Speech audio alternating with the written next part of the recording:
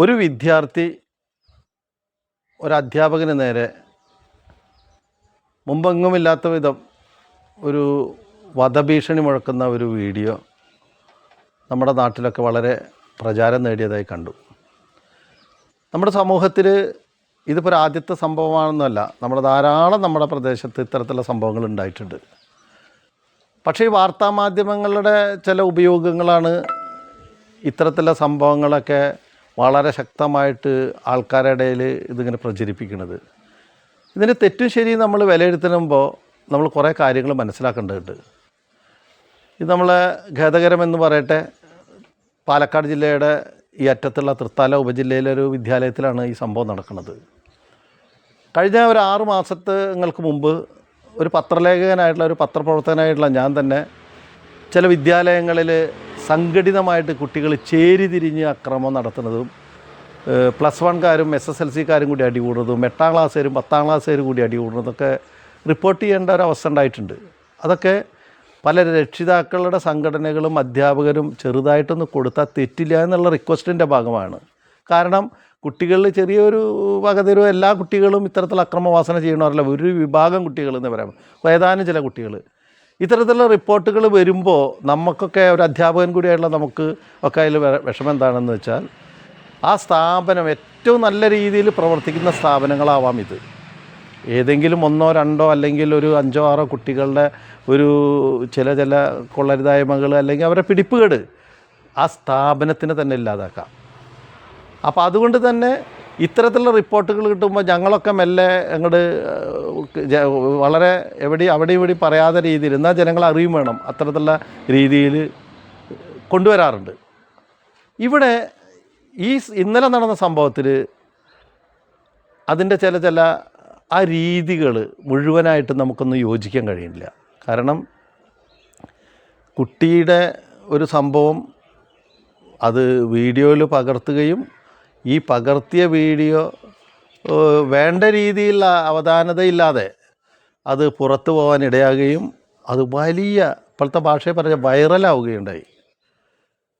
പിന്നീടിപ്പോൾ ഞാൻ മനസ്സിലാക്കിയത്, ഈ കുട്ടിക്കയിൽ മാനസാന്തരം വന്ന് ഈ കുട്ടി അത് കാണാനിടയാ കുട്ടിയുടെ വീട്ടുകാരോ എന്തോട്ടക്കട ആ കുട്ടി ഇതേപോലെ നവമാധ്യമങ്ങൾ ഉപയോഗിച്ചിട്ട് അതിൽ മാപ്പ് പറയലും കാര്യങ്ങളൊക്കെ ഉണ്ടായി. അതിലേക്കല്ല വരുന്നത്. കുറച്ച് കാലമായിട്ട് നമ്മുടെ വിദ്യാർത്ഥികൾക്കും കുട്ടികൾക്കും ഇടയിൽ, വീട്ടിലെ കുട്ടികൾക്കിടയിൽ, എന്തിന് വിദ്യാർത്ഥികളെ മാത്രം പറയുന്നത്, സ്കൂളിലല്ലാത്ത ഈ സംഭവങ്ങളുണ്ട്. വീടുകളിലെ പിതാക്കളോട് മുമ്പത്തെ രീതിയിലുള്ള പെരുമാറ്റമല്ല കുട്ടികൾക്കുള്ളത്. അവർ ഈ സമൂഹത്തിൽ മൊത്തത്തിൽ കിട്ടുന്ന കുറേ കാര്യങ്ങൾ അവരിലും ഈ വീഡിയോ അവരെ അമിതമായി സ്വാധീനിക്കുന്ന സിനിമകൾ, വീഡിയോകൾ, പിന്നെ പോലെ മറ്റ് പല മീഡിയാസിൽ നിന്ന് കിട്ടുന്ന കുറേ കാര്യങ്ങൾ അവരുടെ ഉള്ളിലുണ്ട്. അതവർ ആ രീതിയിൽ പ്രകടിപ്പിക്കുകയാണ്.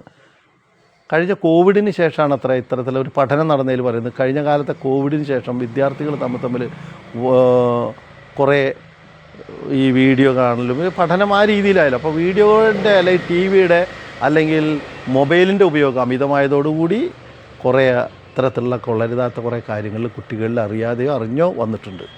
അപ്പോൾ അതിൻ്റെ തുടർച്ചയാണ് ഈ ഒരു സംഭവവും. നമുക്കിതിന് ചെയ്യാൻ കഴിയുന്നത്, ഇതിൻ്റെ തെറ്റും ശരികളും ഭാവിയിലെങ്കിലും ഇത്തരത്തിലൊരു സംഭവം നമ്മുടെ കയ്യിൽ കിട്ടുമ്പോൾ ഞാൻ മനസ്സിലാക്കുന്ന കാര്യമാണ് ഞാനീ പറയണത്. ഇത്തരത്തിലൊരു സംഭവം കിട്ടുമ്പോഴേക്കും നമ്മൾക്കത് വലിയൊരു ആഘോഷമാക്കുന്നതിന് മുന്നേ ആ വിദ്യാലയത്തിൽ തന്നെ അവിടെ അധ്യാപകർ ആരാണോ ഇത് പ്രചരിപ്പിച്ചതെന്ന് എനിക്കറിയില്ല. ഇതാരുടെ കയ്യിലാണ് ഈ സാധനം കിട്ടിയതെന്നറിയില്ല. ആ വീഡിയോ എനിക്കും ഒരു പത്രക്കാരെന്നുള്ള എനിക്ക് കിട്ടി. പക്ഷേ ഇത് നമ്മുടെ കിട്ടിയ മതി, കേൾക്കാത്ത മതി, കേട്ട മതി, ഇതങ്ങോട്ട് പുറത്തേക്ക് പോവുകയാണ്. പുറത്തേക്ക് പോകുമ്പോൾ നല്ല പ്രചരണത്തോടു കൂടിയിട്ടുണ്ട്. ഇത്തരത്തിലുള്ള കുട്ടി ഒരു അധ്യാപകനെതിരെ കൊലവിളിയാണ് അതിൽ കാണുന്നത്. പക്ഷേ മാർഗ്ഗങ്ങൾ പലതുണ്ടായിരുന്നു. അവിടുത്തെ അധ്യാപകരും രക്ഷിതാക്കളും ചേർന്ന് അവരെ നിയമത്തിനെതിരായിട്ട് മൊബൈൽ കൊണ്ടുവരാൻ പാടില്ല എന്നുള്ള നിയമത്തിനെതിരാണെങ്കിലും കുട്ടികൾ പ്രവർത്തിക്കൂലേ. അപ്പോൾ എല്ലാവരും സമൂഹത്തിന് ഞാൻ പറയില്ലേ, ഒരാൾക്കേ മോട്ടോർ സൈക്കിളും പോകാൻ പാടില്ല, 2 ആൾക്കേ പോകാൻ പാടില്ല, 3 ആളെ വെച്ചിട്ടേ പോകുന്നത്. 3 ആൾക്ക് ഹെൽമെറ്റ് ഉണ്ടാവില്ല, 3 ആൾക്ക് ഡ്രൈവിംഗ് ലൈസൻസ് ഉണ്ടാവില്ല. നമ്മൾ ദൈനംദിനം കണ്ടുകൊണ്ടുവരികയാണ് കുറ്റങ്ങൾ കുട്ടികളുടെ ഇടയിലും എല്ലാവരുടെ ഇടയിലും. അത്തരത്തിലുള്ള ഈ നിയമങ്ങളെ ലംഘിക്കാനുള്ള പ്രവണത എല്ലാ വിഭാഗക്കാരിലും ഉണ്ട്. അപ്പോൾ ഈ കുട്ടി അത് ചെയ്തപ്പോൾ ആ കുട്ടിയെ തിരുത്താനുള്ള ഒരു ശ്രമം, ആദ്യഘട്ടം തിരുത്താനുള്ള ശ്രമം. പക്ഷേ ഇടയ്ക്ക് പറയാതിരിക്കാൻ നിവൃത്തിയില്ല കേട്ടോ. മറ്റൊരാൾ പറഞ്ഞു, ഇത് ഈ അധ്യാപകനെതിരെ ഇങ്ങനെ ഒരു വീഡിയോ ചിലപ്പോൾ ഈ അധ്യാപകൻ ഇങ്ങനെ ഇയാളെ ഈ കുട്ടിയെ പറ്റിയിട്ട് അതിൻ്റെ ആ കുട്ടിയുടെ സ്ഥിതികൾ എന്താണെന്ന് അറിയില്ല, വീഡിയോ ആണെങ്കിൽ ആ അധ്യാപകരോ അല്ലെങ്കിൽ ഉള്ള ആൾക്കാർ രക്ഷപ്പെടാൻ വേണ്ടിയിട്ട് നാളെ അങ്ങനത്തെ ഒരു സംഭവം ഉണ്ടായാൽ സുരക്ഷിതമാക്കാൻ വേണ്ടിയിട്ട് പിടിച്ചു വെച്ചതാവാം. പക്ഷേ പ്രശ്നം ഇപ്പോൾ ആ കുട്ടി നാട്ടിലെല്ലാവരും അറിഞ്ഞു, ഈ കുട്ടി ഏതാണെന്ന് അന്വേഷണം തുടങ്ങുന്നു, അല്ലെങ്കിൽ ആ സ്ഥാപനം ഏതാണെന്ന് അന്വേഷണം തുടങ്ങുന്നു. നാളെയെങ്കിലും വരും ദിവസങ്ങളിലെങ്കിലും ഇത്തരത്തിലുള്ള സംഭവങ്ങൾ ആവർത്തിക്കാതിരിക്കട്ടെ എവിടെയുമെന്നാണ് നമ്മൾ ആഗ്രഹിക്കുന്നത്.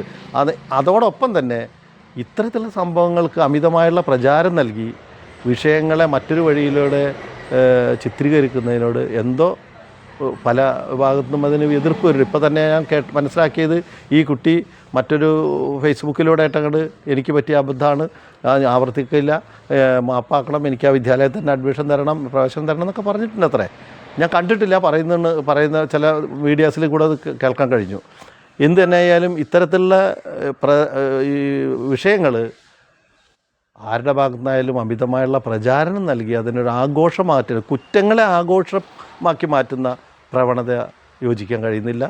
അത് ആവർത്തിക്കാതിരിക്കാൻ അവിടെ നമ്മളെ പോലീസുണ്ട്, പിന്നെ ബാലാവകാശ കമ്മീഷനുണ്ട്, അതേപോലെ തന്നെ അധ്യാപകരുണ്ട്, അവിടുത്തെ രക്ഷാകർതൃ സമിതിയുണ്ട്, മദർ PTA ഉണ്ട്, അവിടുത്തെ നാട്ടുകാരുണ്ട്, ജനപ്രതിനിധികളുടെ, പഞ്ചായത്തിൻ്റെ എല്ലാവരും കൂടിയിട്ട് എല്ലാ വിദ്യാലയങ്ങളിലും അടിയന്തര പ്രാധാന്യത്തോടു കൂടി കുട്ടികളിലും മറ്റുള്ള ആൾക്കാരുടെ ഇടയിൽ ഉണ്ടാകുന്ന ഇത്തരത്തിലുള്ള ദുഷ്പ്രവണതകൾക്ക് എതിരെ ഒരു കൂട്ടായ ചർച്ച നടത്തി ശരിയായ രീതിയിൽ കുട്ടികളെ എത്തിക്കുന്നതിന് വേണ്ടുന്ന ചില സമീപനങ്ങൾ സ്വീകരിക്കണം എന്നാണ്